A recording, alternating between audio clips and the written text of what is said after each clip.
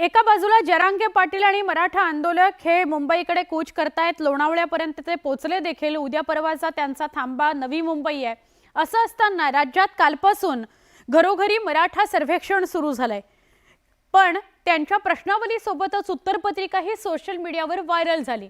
परिणामी या सर्वेक्षणावरच प्रश्नचिन्ह उपस्थित करण्यात येत आहे।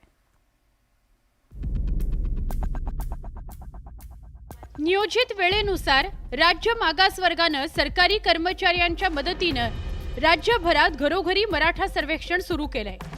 पहिल्याच दिवशी याच ऑनलाईन सर्वेक्षण प्रणालीची प्रश्नावली सोबतच उत्तरपत्रिका सोशल मीडियावर तुफान व्हायरल झाली।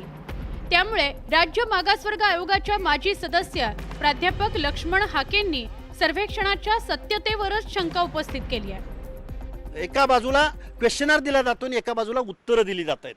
म्हणजे मॉडेल आन्सर शीट ही सामूहिक कॉपी होऊ शकते आपल्या साध्या सोप्या समजणाऱ्या भाषेमध्ये।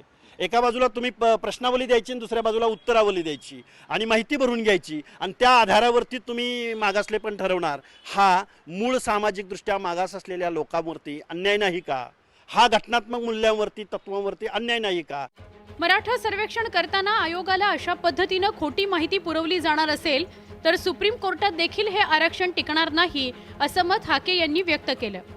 जी माहिती गोळा होते आहे ही जर खोटी माहिती दिली तर त्याच्यावरती कारवाई करण्याचा अधिकार राज्य मागासवर्ग आयोगाच्या कुठल्याही कायद्यामध्ये नाही, पहिली गोष्ट। दुसरी गोष्ट, खोटी माहिती आल्यानंतर हे राज्य शासन ही खोटी माहिती का खरी माहिती ह्याचं इन्स्पेक्शन कसं करणार आहे? त्याला क्रॉस व्हेरिफिकेशनसाठी काही यंत्रणा या शासनाकडे आहे का? मराठा आंदोलक मनोज जरांगे पाटील यांना याबाबत प्रश्न विचारला असता त्यांनी काय उत्तर दिलं बघूयात।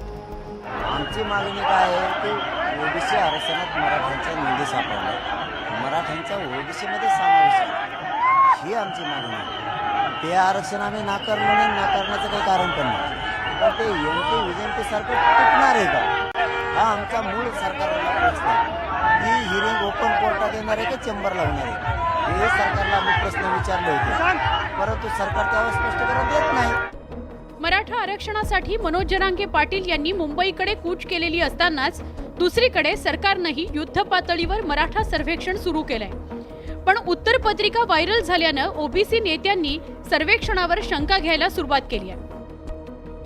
सोशल मीडियावर सध्या जी आन्सर की व्हायरल होते मराठा सर्वेक्षणासंबंधी, या संदर्भात आयोगाकडून ना अद्याप कुठला खुलासा आलेला आहे ना शासनाकडनं, पण विरोधक म्हणण्यापेक्षा ओबीसी नेते मात्र याच्यावर आरोप करतात। त्यामुळे आता शासन यावर नेमकं काय उत्तर देतं आणि मराठा आरक्षण मागणारी मंडळी आहे याच्यावर प्रत्युत्तर देतं हेच पाहावं लागणार आहे। व्हिडिओ जर्नलिस्ट गणेश कदमसह चंद्रान फुंदे, न्यूज 18 लोकमत, पुणे।